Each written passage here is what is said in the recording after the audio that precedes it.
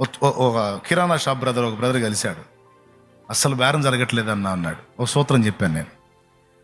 ఎవరు చెడగొడుతున్నారు నీ బేరాన్ని? సైతాన్ గారు చెడగొడుతున్నాడు అన్నాడు. మరి సైతాన్ గారు నీ బేరం చెడగొడుతున్నాడు కదా, వాడే నీకు సేవ చేసే సలహా ఒకటి చెబుతా, చేస్తావా అన్నా. చెప్పన్నా అన్నాడు. 2 చెయ్యి, బైబిల్ దగ్గర పెట్టుకో, బేరం లేకపోతే బైబిల్ తీసి చదువుతా ఉండు, ఒకటి. రెండోది,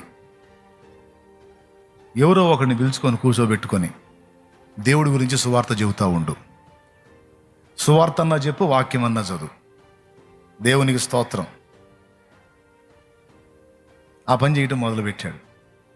ఇప్పుడు సైతాన్ గడే తడకోకుండా తీసుకొస్తున్నాడు బేరానికి. నీకు అర్థమైందా? ఇప్పుడు ఎవరు చేస్తున్నారు సేవ? ఎవరికి?